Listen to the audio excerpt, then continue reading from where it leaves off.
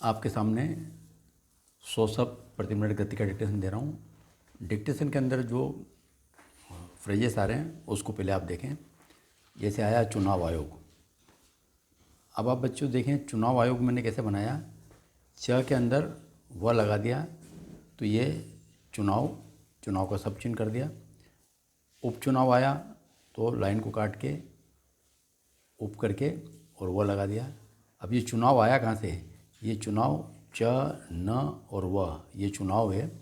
ये जो व निकाल कर आया मैं वो इसके अंदर लगाया चुनाव आयोग।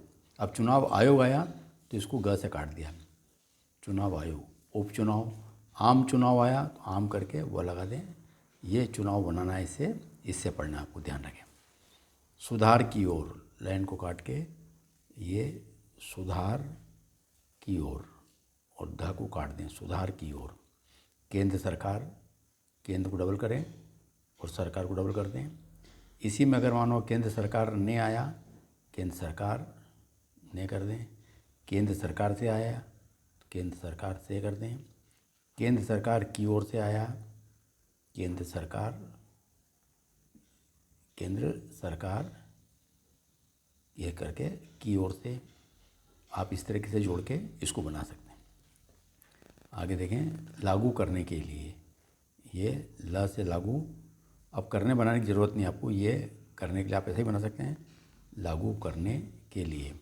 और एडवांस करना हो तो लागू और लिए बना दें तो ये डिसजॉइनिंग से करने ओमिट हो जाएगा। लागू करने के लिए, लागू करने के पहले बिंदी लगा दें। इस तरीके से आप एडवांस बना सकते हैं। लोक प्रतिनिधित्व कानून, लोक आधा कर दें, प्रतिनिधित्व आधा कर दें और कानून, लोक प्रतिनिधित्व कानून। इसमें ये तक आंकड़ा है, लोक प्रतिनिधित्व कानून। 2/3 बहुमत, ये द से 2 तिहाई ब और म को आधा कर दें, 2/3 बहुमत। जन प्रतिनिधित्व कानून, ज से जन प्रतिनिधित्व और कानून न से काट दें। इस सिफारिश पर, ये इस सिफारिश, ये तो हो गया इस सिफारिश पर हुआ तो इसको आप बड़ा कर दें, इस सिफारिश पर निकल जाएगा, इस सिफारिश पर। विचार कर रहे हैं, लाइन को काट के विचार कर रहे हैं को डबल करते हैं, विचार कर रहे हैं। इसके साथ ही, ये इसके साथ ही का बड़ा गोला लगा दें। इसके साथ ही कुछ दिन पहले, ये कुछ दिन पहले के लिए बिंदी लगा दें, नहीं तो कुछ दिन के लिए हो जाएगा। फाइनेंस करने के लिए, ये आपका फाइनेंस और करने के लिए डिजाइनिंग करके ला लगा दें। कानून मंत्री न करके जरा सा डैश निकाल के मंत्री और कन काम की बिंदी लगा दें, कानून मंत्री। यह भी कहा कि, ये आपके पास यह है। अब भी निकालने के लिए इसको आपको घेरा करना है, ये इसको घेरा करना है, ये ध्यान रहे। ये मैं आपको डबल करके कर रहा हूँ लेकिन आपको पेंसिल से करना है एक बार में। यह भी कहा और की बाहर निकालना है। यह भी कहा कि, बड़ा नहीं करना है, इसको घेरा करना है। विस्तृत चर्चा कर रहे हैं, देखें ये विस्तृत चर्चा को डबल करें, कर रहे हैं को डबल कर दें, विस्तृत चर्चा कर रहे हैं। गौर तलब है कि, ये गौर तलब है कि। कानून मंत्रालय, वैसे के वैसे कानून डैश निकाला और मंत्रालय को डबल करके आगे बिंदी लगा दें, कानून मंत्रालय। करोड़ों रुपया, कर से करोड़ों रुपये। सरकारी नियम है कि, ये सरकारी नियम है कि। सबसे बड़ा स्रोत, ये सबसे बड़ा और यहीं से स्रोत कर दें, सबसे बड़ा स्रोत। कारपोरेट जगत, कारपो र को आधा कर दें और ज से काटते हैं, कारपोरेट जगत। शपथ पत्र, सप को आधा कर दें, पथ थ निकल जाएगा और पत्र के लिए डबल कर दें, शपथ पत्र। तो बच्चों ये इस डिक्टेशन में आ रहे हैं वाक्यांश, वो हैं। थोड़ी सी आप प्रैक्टिस करते हैं तो आप आराम से इन वाक्यांश को बना सकते हैं। अब मैं आपको 100 शब्द प्रति मिनट गति से इस डिक्टेशन में जो आने वाले वाक्यांश दे दिए, अब आप इसको लिखेंगे। Yes start. चुनाव आयोग बड़े सुधारों की ओर बढ़ रहा है। आयोग ने हाल ही में केंद्र सरकार को एक प्रस्ताव भेजा है। अगर संविधान संशोधन के जरिए इसकी मंजूरी मिल गई तो एक व्यक्ति किसी एक ही सीट से चुनाव लड़ सकेगा।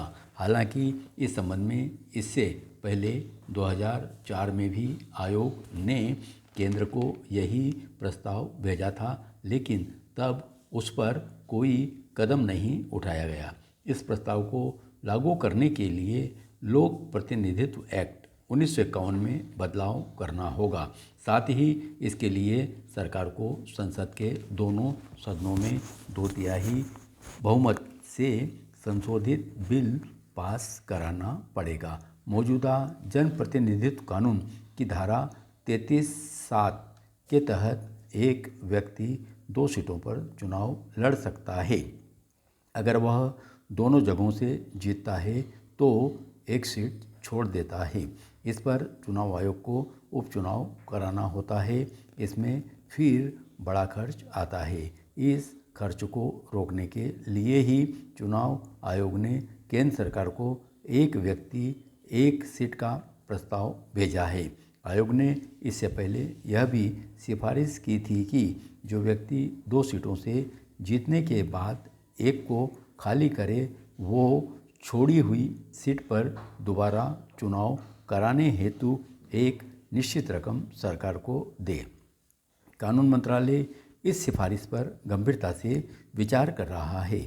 सुप्रीम कोर्ट में भी एक अर्जी की सुनवाई के दौरान आयोग एक व्यक्ति एक सीट का समर्थन कर चुका है।